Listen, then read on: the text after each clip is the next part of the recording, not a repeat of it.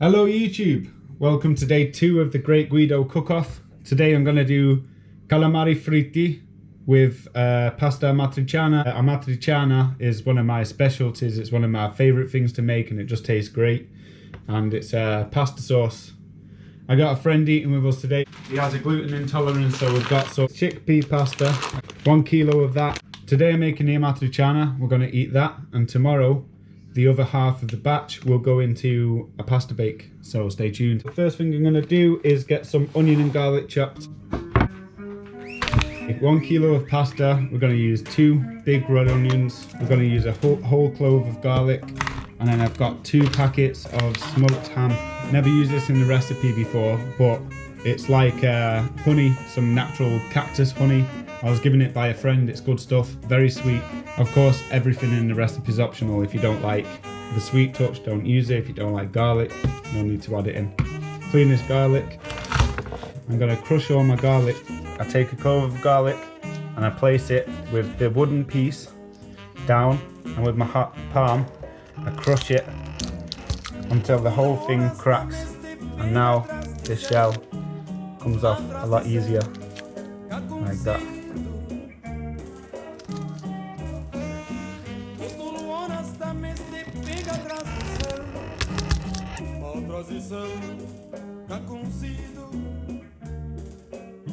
There we go, onion's done there. Now that we're done cutting the veg over that side of the kitchen, we can use this knife and do the bacon. We're just going to open up the 2 packets. Obviously they're already sliced in this direction like this, so all we're going to do is slice it long ways like this. The thinner the better.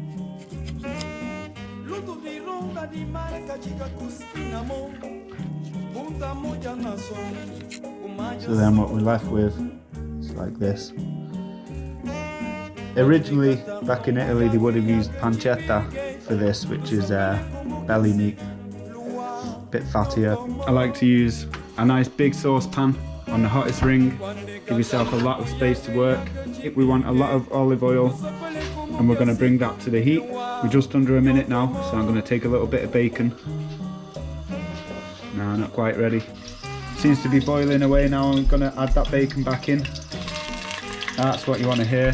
So I'm going to go ahead, add the rest now.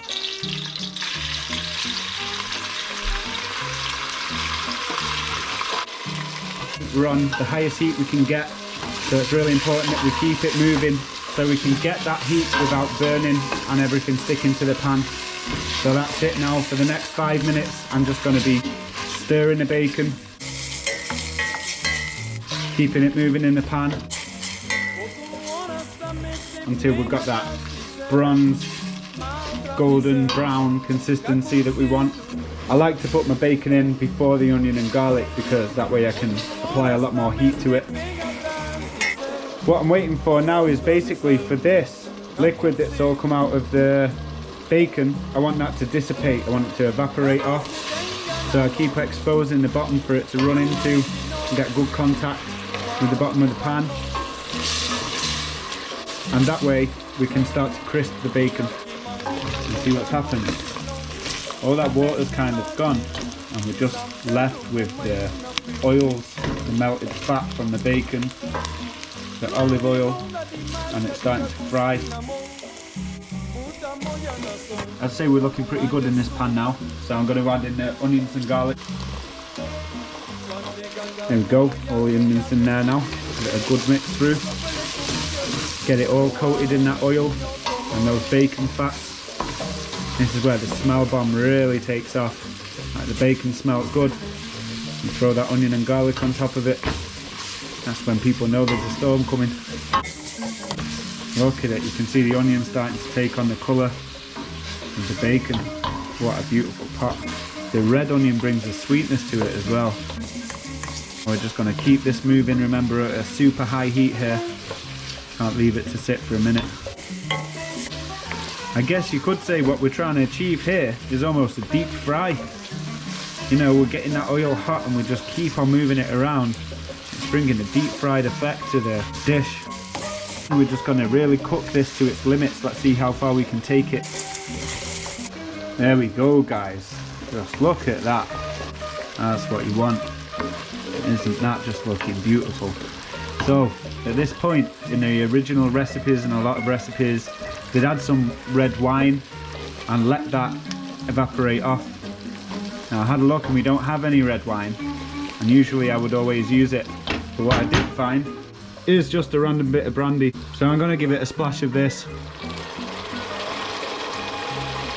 and in my opinion it's just a back flavour, you know, it's just a little something in the background there to fill out the flavours. You can just about smell its presence, that's what you want.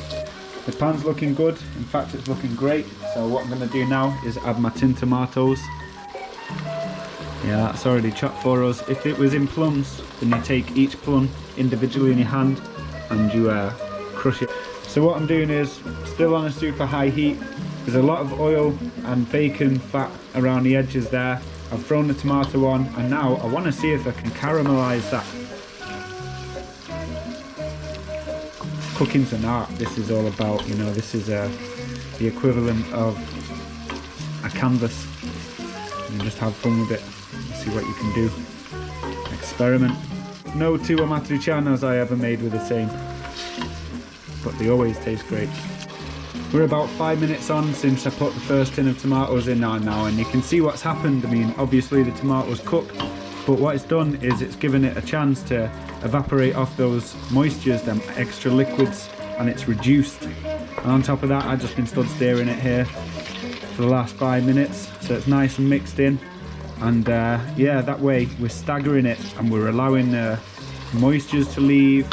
And I don't know, I mean, I'm not going to stand here and tell you that staggering the tins like this is going to make a huge difference, but that's the way I do it, and it always comes out well. You got to find a spark for it, you got to really enjoy what you're doing. If you do, you'll stand all day mixing meatballs like in the movie, you know.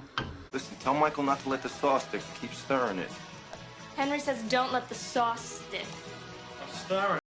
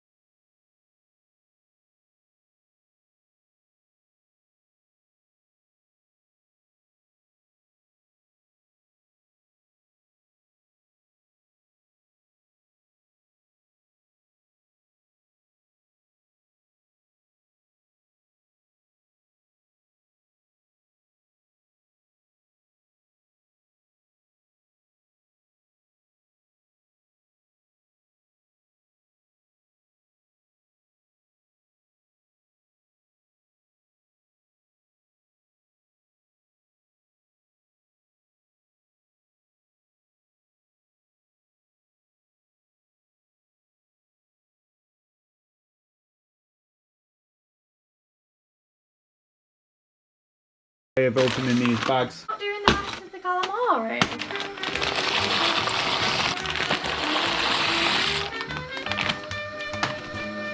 Whole kilo of pasta there. I get this pasta drained.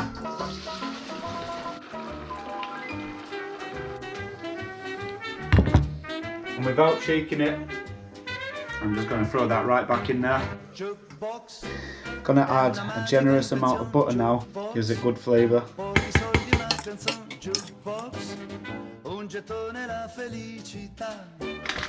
And now for the sauce.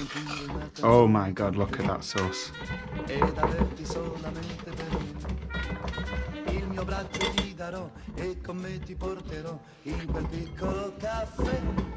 The craziest thing about it is I didn't try the sauce yet.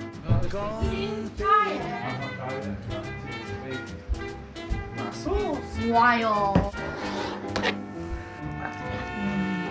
Good, right?